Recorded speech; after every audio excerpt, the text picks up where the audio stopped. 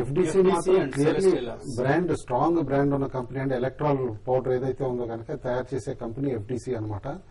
And basically study income ఉన్నది, aggressive growth company కాకపోయినా కూడా స్టడీ కంటిన్యూస్ గా గ్రో అవుతున్న ఫార్మా కంపెనీ ఇది, విత్ స్ట్రాంగ్ బ్రాండ్ ఇమేజ్ ఉంది కాబట్టి గుడ్ టేక్ ఓవర్ టార్గెట్ కూడా పాసిబిలిటీ ఉంది. ఏదైనా మేజర్ కంపెనీ పోర్ట్ఫోలియో ఎక్స్పాండ్ చేసుకుందాం అని అనుకుంటే కనుక ఇలాంటి కంపెనీని టేక్ ఓవర్ చేస్తే దీని వాల్యుయేషన్ కూడా అన్లాక్ అవుతుంది. కరెంట్ లెవెల్స్ లో హోల్డ్ చేయమంటాను. స్పెక్టాక్యులర్ రిటర్న్స్ ఎక్స్పెక్ట్ చేయొద్దు, బట్ స్టడీ రిటర్న్స్ వస్తాయి. సెలెస్టియల్ రీసెంట్లీ పేరు కూడా మారింది, మీరు చూసే ఉంటారు. సెలెస్టియల్ బయో ల్యాబ్స్ కంపెనీ ఏదైతే వారెంట్స్ ఇష్యూ చేసిందో ప్రమోటర్స్ కి లిస్ట్ కూడా అయినాయి అనమాట. In fact I think Thursday or Friday list అయినాయి. కాబట్టి కొంచెం లిక్విడిటీ పెరిగి ఇన్ షార్ట్ టర్మ్ వీక్ గా ఉండొచ్చు స్టాక్. బట్ వన్స్ అది షామీర్పేట్ యూనిట్ ఏదైతే ఉందో అది కమిషన్ అవుతుంది అనమాట. నెక్స్ట్ 2 months లో కమిషన్ అయిన తర్వాత వాల్యూమ్స్ ఇంప్రూవ్ కావచ్చు స్టాక్ లో, అప్పుడే అప్రిసియేషన్ కూడా రావచ్చు అని చెప్పేసి అని అంటారు. ఓకే అండి, నెక్స్ట్ కాలర్ కామేశ్వరరావు లైన్ లో ఉన్నారు. కామేశ్వరరావు గారు, హలో. హలో, చెప్పండి కామేశ్వరరావు. మహేంద్ర ఇప్పుడు ప్రస్తుతం డేటా తీసుకోవచ్చండి, అంటే దానికి కొంచెం టెక్నికల్ ఏమో చెప్తారు. షార్ట్ టర్మ్ కోసం అండి, ఒక 6 నెలలు 1 year, 6 months 1 year. ఓకే అండి. చూసాము కొంచెం టెక్నికల్ గా కొంచెం వీక్ అయినట్టు. మిగతా ఆటోమొబైల్ స్టాక్ చూస్తే కనుక కొంచెం బులిష్ గా ఉన్నప్పుడు కొంచెం డౌన్ సైడ్ కొంచెం బ్రేక్అవుట్ కి ఉందన్నమాట.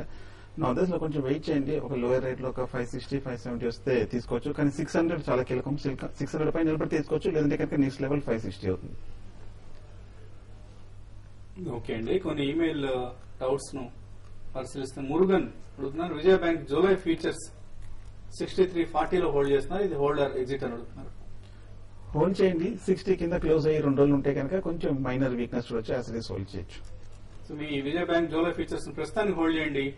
మేబీ అనే బెటర్ ట్రేడింగ్ డే ఒక డెసిషన్ తీసుకోవచ్చు. సురేష్ కుమార్ ఎంకే అడుగుతున్నారు. యాప్టెక్ 138 లో ఆయన హోల్డ్ చేస్తున్నారు, హోల్డర్ ఎగ్జిట్ అని అడుగుతున్నారు. యాప్టెక్ హోల్డ్ చేయమంటారండి. As of now generally medium term trend మాత్రం బాగా వీక్ గా ఉంది స్టాక్ లో అనమాట. బట్ బేసికలీ రాకేష్ జున్జున్వాలా ఉన్నాడు కాబట్టి at some point relief rally రావచ్చు అని చెప్పేసి అని అనుకుంటున్నా స్టాక్. సో యాప్టెక్ లో రాకేష్ జున్జున్వాలా ప్లే ఎక్కువగా ఉంది, డెఫినెట్ గా మీరు ప్రస్తుతానికి హోల్డ్ చేయండి. జగ్స్ డి అడుగుతున్నారు. ఐసిఐసిఐ బ్యాంక్ లెవెల్స్ ఏంటి? ఐసిఐసిఐ బ్యాంక్ ను షార్ట్ టర్మ్ కోసం కొనొచ్చా అని అడుగుతున్నారు.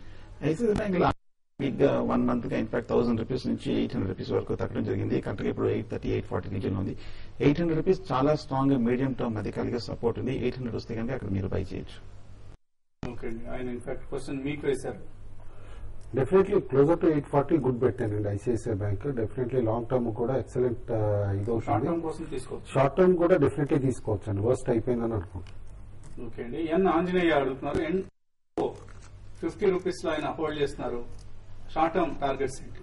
ఫ్రైడే సడన్ గా వాల్యూమ్స్ బాగా స్ప్రెడ్ వచ్చినాయండి నిట్కోలో. Basically company 4th quarter performance mild turn around చూపించారు. ఇయర్ ఆన్ ఇయర్ బేసిస్ లో లాస్ వచ్చింది, 0-10 ఎండింగ్ అనమాట. బట్ డెఫినెట్లీ టర్న్ అరౌండ్ లో ఉంది కాబట్టి స్టాక్ కొనమంటాను ఎట్ కరెంట్ లెవెల్స్ కూడా. ఎందుకంటే వీళ్ళకున్న ముంబైలో real estate space value is more than the current market cap of the company కూడా. ఓకే అండి, మధు గుడిపాటి జిఎస్ఎస్ అమెరికా 328 లో బై చేశారు, ఇది హోల్డ్ ఆర్ ఎగ్జిట్? కాస్త ట్రాన్స్పరెన్సీ లెవెల్స్ తక్కువ ఉన్న కంపెనీ అండి, ప్రిఫరబ్లీ అవాయిడ్ చేయమంటాను. ఎవ్రీ ర్యాలీలో ఎగ్జిట్ అవ్వమని చెప్పేసి చెప్తాను. ఓకే అండి, నిఫ్టీ 5400 కాల్, అలాగే నిఫ్టీ 5100 పుట్, ఈ రెండు తీసుకుంటే ఎలా ఉంటుందని అడుగుతున్నారు శ్రేణి కౌన్స్. సో కరెక్ట్ గా సపోర్ట్ దగ్గర ఉండండి. పొద్దున్న చెప్పినట్టు 5-2 కింద దిగితే కనుక డెఫినెట్ గా మీరు పుట్ ఆప్షన్ తీసుకోండి. 5-2 పైన కనుక ఇవాళ రేపు స్ట్రాంగ్ గా దిగి క్లోజ్ అవుతే కనుక ఇప్పుడు మీరు కాల్ ఆప్షన్ తీసుకుంటే మంచిది. సో ఆయన సజెస్ట్ చేసిన స్ట్రైక్ ప్రైస్ ఏవైతే ఉన్నాయో కరెక్ట్ అంటారు? అంటే ఒకటే స్ట్రైక్ ప్రైస్ లో అంత దూరంగా అవుట్ ఆఫ్ ద మనీ తీసుకునే కంటే కూడా 52-53 తీసుకోమంటాను. 5200 పుట్, 5300 కాల్ అనమాట. ఎందుకంటే ఐదర్ వే బ్రేక్అవుట్ వస్తే షార్ప్ గానే ఉంటుంది. 5200 మేజర్ సపోర్ట్ లెవెల్ కాబట్టి అది బ్రేక్ అయితే డెఫినెట్లీ పుట్ ఆప్షన్ అప్రిషియేట్ అయ్యే స్కోప్ కనిపిస్తుంది. సిమిలర్లీ 5280 పైన క్లోజ్ అవుతా 53ని తిరిగి క్రాస్ అవ్వగలిగితే నిఫ్టీ కాల్ అప్రిషియేట్ అవుతుంది. Don't go for too much out of the money, closer to at the money strikes తీసుకోండి బెటర్. ఓకే అండి, లహరి ప్రియ అడుగుతున్నారు. రిలయన్స్ క్యాపిటల్ లో ఇన్వెస్ట్ చేద్దాం అనుకుంటున్నాను, ఈజ్ ఇట్ రైట్ టైం అని అడుగుతున్నాను. Technical weakness వచ్చేటుందండి. 740 కింద దిగితే కనుక కొంచెం వీక్నెస్ వస్తుంది. నా ఉద్దేశం అప్పుడు 700 వస్తే కనుక బై చేయొచ్చు. ఓకే అండి, ఫైనల్ గా ట్రేడర్స్ కి ఏమైనా సలహా ఇస్తున్నారు? మార్కెట్ చాలా రేంజ్ బౌండ్ ఉందండి. ఇన్ఫాక్ట్ ల్యాక్ లెస్టర్ ట్రేడింగ్ అని చెప్పేసి మనం అనొచ్చు అనమాట. బట్ డెఫినెట్లీ ఫెర్టిలైజర్ స్పేస్ మాత్రం నాకు అట్రాక్టివ్ గా కనిపిస్తుంది గత 2 days నుంచి అనమాట. ఏ సెక్టార్లో అయితే కనుక సబ్సిడీస్ కంట్రోల్ చేసి డెఫిసిట్ తగ్గించుకోవడానికి గవర్నమెంట్ పాలసీస్ లిబరలైజ్ చేస్తుందా, ఇవన్నీ రీరేటింగ్ అవుతున్నాయి. ఆయిల్ మార్కెటింగ్ కంపెనీస్ లో మనం చూసాం ర్యాలీ. సిమిలర్లీ ఫెర్టిలైజర్ స్పేస్ లో కూడా అక్రాస్ ద బోర్డ్ స్టాక్స్ అన్ని కూడా లైక్ చంబలు, జిఎస్ఎఫ్సి, జిఎన్ఎఫ్సి, నాగార్జున అన్ని కూడా గుడ్ స్ట్రెంత్ చూపిస్తున్నాయి లాస్ట్ 2 days నుంచి. ఇవాళ కూడా ప్రిఫరబ్లీ ఆ స్టాక్సే బై చేయమని చెప్పేసి చెప్తాను. ఓకే అండి. So thank you Kutumbarao, thank you Sundar గారు. ఫ్లాటిష్ ట్రెండ్ కొనసాగుతోంది. కొద్దిగా పాజిటివ్ లోకి వచ్చాయి ఇండిసెస్. సెన్సెక్స్ 11 పాయింట్ల లాభంతో, నిఫ్టీ 6 పాయింట్ల లాభంతో ట్రేడ్ అవుతున్నాయి. సో ఇదే ట్రెండ్ ఆశాంతం కొనసాగిన ఆశ్చర్యపోనవసరం లేదు. రేపు మార్నింగ్ బిజినెస్ బ్రేక్ఫాస్ట్ లో తిరిగి కలుద్దాం.